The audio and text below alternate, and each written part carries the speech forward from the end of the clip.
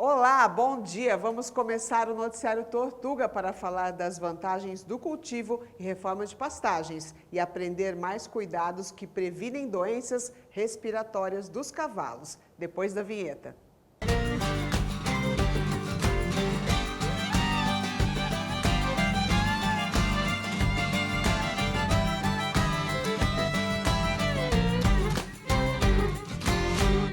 Na maior parte das regiões de pecuária do Brasil, se aproxima o período de reforma e plantio de forrageiras para a formação das pastagens.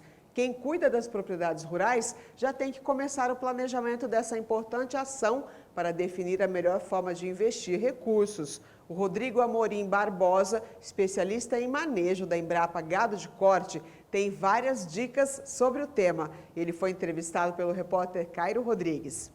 Isso mesmo, e agora a gente vai lá para Campo Grande, no Mato Grosso do Sul, conversar aqui com o Rodrigo. Bom dia, bem-vindo aqui ao programa Noticiário Tortuga, Rodrigo. Bom dia, Caio, é um prazer falar com vocês aí. Prazer é nosso em recebê-lo aqui e hoje para a gente dar algumas dicas aí para os produtores que estão agora numa época do ano em que começam a criar as estratégias da escolha aí da melhor forrageira, do melhor capim para suas pastagens. Aqueles produtores que forem reformarem aí seus pastos, eles precisam se atentar a alguns pontos muito importantes e eu queria que você abordasse, deixasse essas dicas para esses produtores aqui hoje, Rodrigo. A gente tem que pensar muito bem na hora da escolha da forrageira, principalmente em função de qual o objetivo do sistema, né? O que você quer com a sua pastagem ou com o seu modelo de produção. Tá? Se você tem uma pastagem para uma produção mais intensiva, a gente tem que pensar de uma certa forma. Se você tem uma pastagem mais extensiva, onde você não tem tanta preocupação com bons desempenhos ou com altos desempenhos, você pode pensar numa pastagem com, por exemplo, uma exigência menor.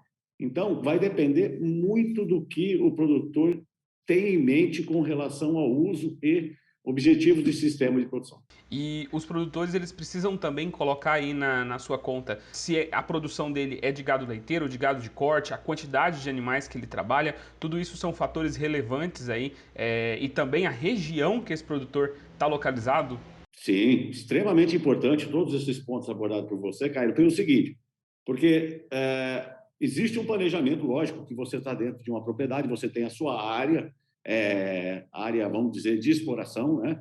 Você tem reserva legal, mas você tem sua área efetiva de pasto, e isso você tem um valor aproximado de hectares que você vai trabalhar. Em função disso, e do número de animais que você deseja trabalhar, você vai aí poder, talvez, escolher algum material forrageiro mais adequado. Então, se a gente quer trabalhar com uma pastagem, por exemplo, mais intensiva, aí pode ser gado de corte ou gado de leite.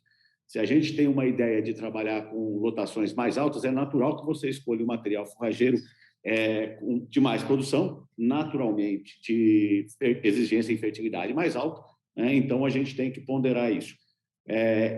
Independente também disso, você conhecer os aspectos edafoclimáticos, ou seja, clima, sol da região, é extremamente importante, porque isso vai te dar a base do planejamento da implantação. E segundo as pesquisas aí da Embrapa, qual que é a relevância, a importância dessa escolha e como que isso pode afetar principalmente aí no ganho de peso do rebanho? Cairo, assim, a gente fala o acerto está muito em função do planejamento. Então, assim, a gente fala assim, existe um número aí que todo mundo fala que, por exemplo, você tem quase 70% de pastagens degradadas no Brasil.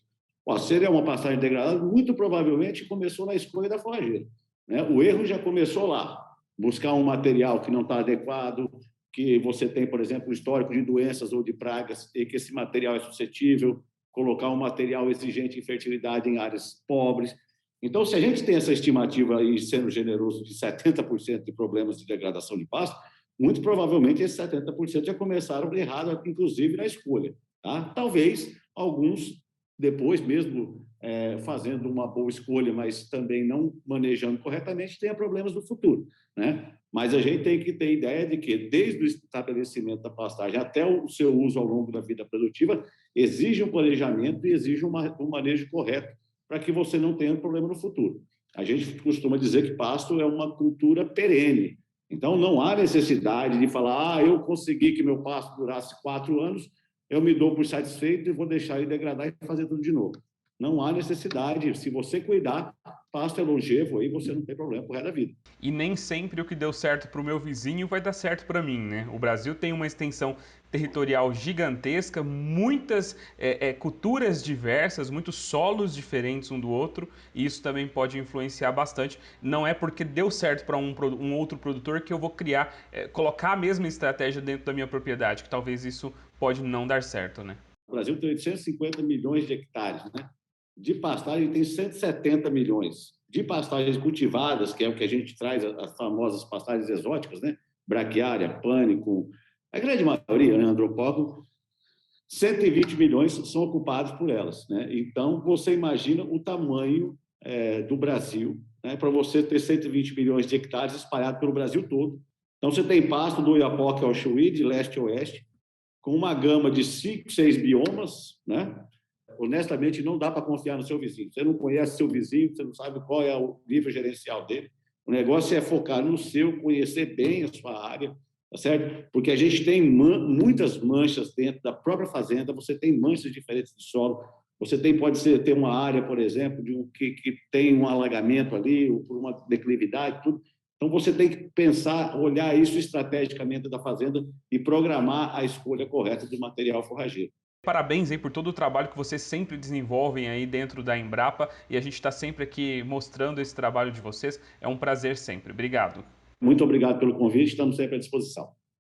E você pode participar do Noticiário Tortuga. Grave um vídeo de 1 a 2 minutos contando sobre os resultados com os produtos da marca Tortuga na fazenda e envie para o número que está aqui na tela. Se preferir, entre em contato e a gente ajuda na produção. Hoje temos o depoimento do pecuarista Kiko Qualiato, que conduz o projeto 20 Arrobas e não abre mão das tecnologias da DSM para o confinamento de milhares de cabeças que ficam lá em Nova Crixás, Goiás.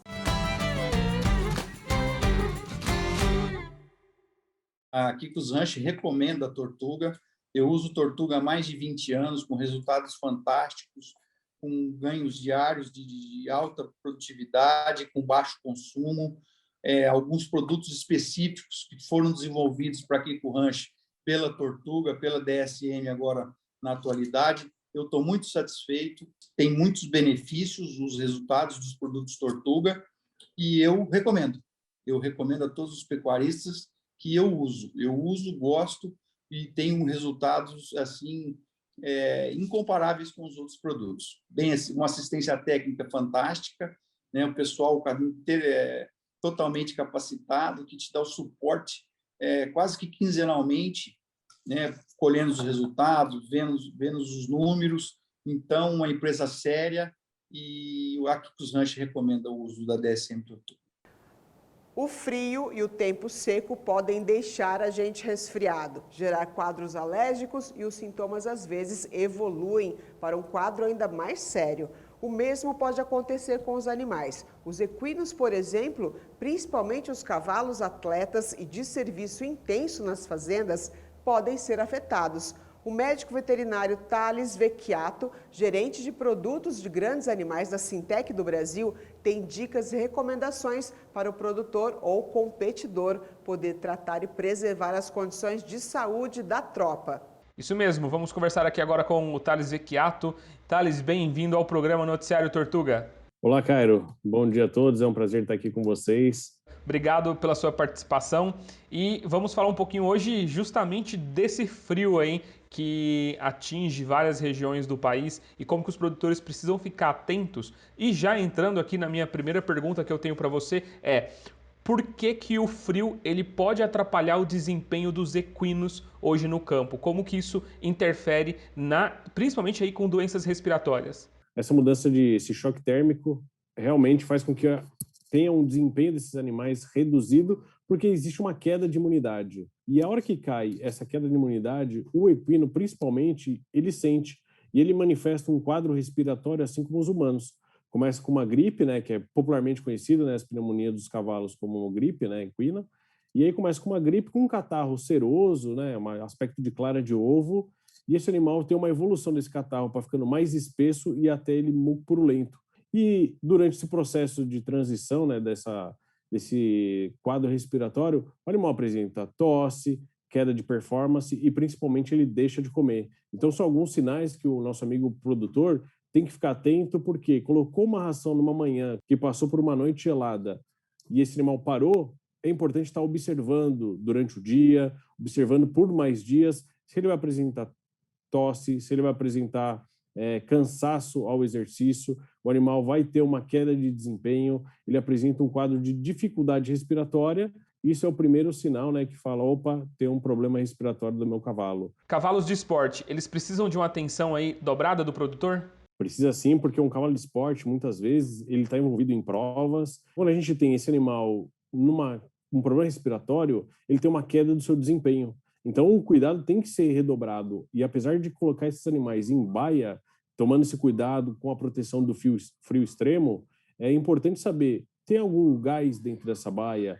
Essa baia está próximo a uma área muito de poeira, ou dentro da baia, a hora que ele movimenta, sobe a poeira, tem pólen, e tudo isso prejudica também esse animal atleta. E aí, a hora que você tira ele da baia, ele ficou ali respirando poeira por um grande período, você colocou ele na prova para participar ou para um treino, ele começa a sentir essa dificuldade de desempenho por uma questão respiratória, né? O sistema cardiorrespiratório dele está comprometido, esse animal vai ficar já intolerante ao exercício. Por mais que você insista, ele vai relutar ao máximo porque ele sabe que ele vai ser prejudicado depois, ou durante ou depois desse processo. E o produtor identificou aí que o seu animal não está bem. Como que ele deve proceder? Olha, qualquer animal doente, ele tem que parar a atividade que ele está fazendo, seja na lida, no transporte ou no próprio passeio. E o mais interessante, indicado, é buscar uma assistência especializada, é procurar um médico veterinário. Mas a gente sabe que na grande maioria do sistema de criação nosso nacional, muitas vezes existe a medicação caseira, né? O pessoal olha e já toma alguns cuidados pela vivência que ele tem com o animal no seu dia a dia. Então é importante parar e fazer um tratamento desse animal. A prevenção continua sendo então a melhor estratégia nesse caso também, né? O produtor investir aí em alguns pontos para ele prevenir isso. Quais seriam esses? Olha, algumas provas já exigem um controle de vacinação muito grande para estar entrando e participando do evento ou do próprio trânsito de animal, de um estado para o outro ou dentro do próprio estado. Então, é fundamental que esse animal esteja vacinado. Agora, para o produtor que adquiriu um cavalo agora, não sabe se ele foi vacinado anteriormente, é fundamental sentar com o seu técnico, traçar um quadro sanitário desse animal, quando eu vou vir me fugar, quando que eu vou fazer as minhas vacinas, e numa época de frio dessa, a gente tem que fazer a vacinação do cavalo, sim. E Thales, um meio de prevenção também pode ser o produtor ter um bom cuidado ali com o estábulo, com o lugar onde esse cavalo dorme? É fundamental a gente também tomar um cuidado aonde esse animal vai ficar. Na maioria das vezes, o cavalo de lida ele vai ficar solto no piquete, aí não tem o que fazer. Mas para os animais de esporte que vai tratar esse cavalo numa cocheira, é observar a quantidade de poeira em volta, é observar como que está essa cama, tudo isso pode prejudicar o animal no quadro respiratório, e aí a gente não consegue controlar. Então, o que for interno dentro da baia é ter uma cama um pouco menor, é molhar um pouco essa cama para não ficar com tanto pó, colocar um aspersor em volta da baia é fundamental, mas tomar um cuidado com o cavalo e observar qualquer alteração de comportamento, chamar o técnico, chamar o veterinário para fazer o melhor diagnóstico desse animal que está submetido a performance, trabalho, exercício e, sem dúvida nenhuma, a práticas esportivas. Thales, te agradecer mais uma vez aqui pela sua participação no nosso programa de hoje. Muito obrigado, bom dia para você. Cara, obrigado, obrigado pela oportunidade. Realmente é uma informação que está na boca do pecuarista ou na boca do produtor, numa oscilação, num tempo de inverno como esse, os quadros aparecem e, sem dúvida nenhuma, é um prazer compartilhar um pouco de experiência, de informação e levar todos os cuidados às propriedades. Nunca deixe de contatar um profissional especializado e habilitado quando identificar um problema respiratório no seu cavalo. O Noticiário Tortuga de hoje fica por aqui. Obrigada pela audiência. Eu te espero amanhã às 8. Até lá!